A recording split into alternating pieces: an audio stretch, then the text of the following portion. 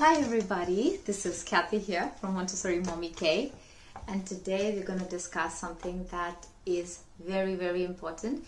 Really is an emphasis on our culture, our Indian culture, our South Asian culture, about parenting. We were raised in a certain way, our parents were raised in a different way, and we have been carrying these kind of parenting rules from what we've seen before. But you know, this generation is different, the one that we are raising and the generation that comes after. We've got to change now. It's 2020. So what are the things that has come along with it, and we have to change this as a taboo. I was born and brought up in India, but I have worked in different countries, and I've noticed that these 5 things happen in every Indian and a South Asian cultural families. Coming to that, I'm just going to give you a brief background. I'm a Montessori trained teacher, worked in 3 different countries, and I'm currently residing in Melbourne with my 4-year-old daughter and my husband. Let's begin. The first one. When we were younger, we were taught that you just respect all the older people. Anybody who's older than you respect. Yes, you can be polite to them, but this generation now is an era where you earn respect. You earn respect by how the whole relationship is with the child. So while even child is growing up, now if you see their relationship is very different to their parents, their grandparents. They question, they want answers, they want to know why. If there's something unfair going on, they want to know why. And it's a great thing. You have to earn respect of every human being if you want to be part of their life in a good way. So we learned today that we have to earn respect. It doesn't just come because you're older. Second thing, we were never taught to take compliments well. As soon as someone is given a compliment, someone gives me a compliment, oh, lovely dress, I would say, oh, this was the only one that fit me. Someone gives a compliment about your child, that, oh my God, beautiful hair. And you'll say, oh, it's so hard to comb the hair. You always have an excuse. You always find a fault behind a compliment. You don't gracefully take a compliment. And that's something that we have to teach our children.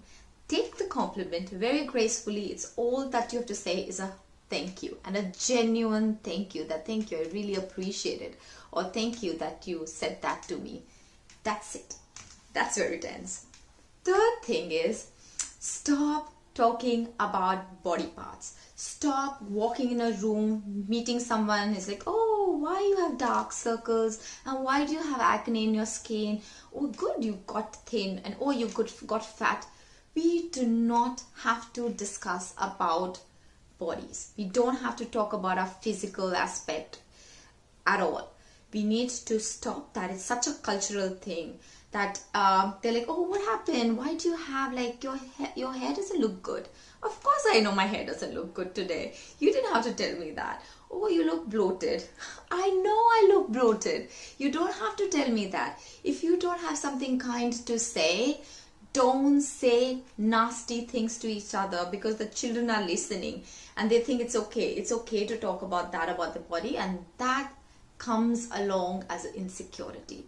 So even if someone talks about your child's body or somebody physical aspect of it, shut it. Say that, you know what, it's okay, it's fine, she's just a child. And next time, make sure that they don't say that again to your child, and at least start protecting your family. And personally stop commenting on other people's body. It's absolutely not okay, and I don't know why it's so normal in our culture to talk like that. Fourth, taking ownership. It is so important that we keep hearing this, oh, but my father spoils my child, or my mother-in-law doesn't listen, and my nanny keeps doing this. It's your child. It is you who's brought them in this world, not just you, your husband too. So take absolute ownership to your child. If it's not working, there's something, someone's spoiling, someone's not listening, someone's doing something that it's not supposed to do, stand up for your child. The child cannot talk for himself. So if you don't know, if you don't teach them to stand up for themselves, if they don't see that, they're never going to do that too in their life, because they've never seen someone taking front and standing up for something that's right. So it's very easy because you want to get away, you want to go for a party, or you want to go away, and then the rules keep changing, and suddenly you want to, when it's very convenient, you want to throw all the blame to someone else, that hey, you know what, this happened because of that. No, the whole complete ownership of your child goes to you and your spouse. So take that. I know a lot of people in India live in joint families. I've lived it too. I have been raised along with a joint families too, and it keeps happening. It's very easy because there's a lot of people who influence the child's life, but the first one who influences the child's life is you, and you need to take the ownership. There is no other way out. There's no excuse to it. Whatever happens in your child's life is because of you, because you didn't stand up, you weren't there, or you let it go. So don't make excuses for that.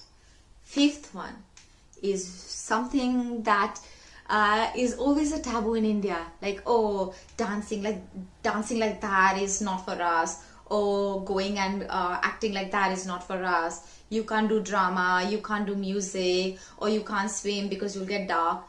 Please cut those taboos. Let the child be free, expressive. If they call you, if they ask for a mom or dad to do something, without feeling that hesitation, just go ahead and do it. I'm not a great singer, but if my daughter will say, hey mama, can you sing me a Frozen song, I will try to be a Demi Lovato and sing it like that for her, because I want her to see someone not have a taboo. If I say, oh, I can't sing, suddenly in her head singing becomes uncool. Or we say, oh, I don't dance, that means it's uncool, right? We're giving those taboos to them. Dance, it doesn't matter. You give them the freedom to be. They'll be exposed. You're not doing something wrong till you're raising a child to be grateful, kind, confident, thoughtful, caring, taking care of the environment, not being a bully, being inclusive. You're doing a great job, and that's where you have to stand up for your child.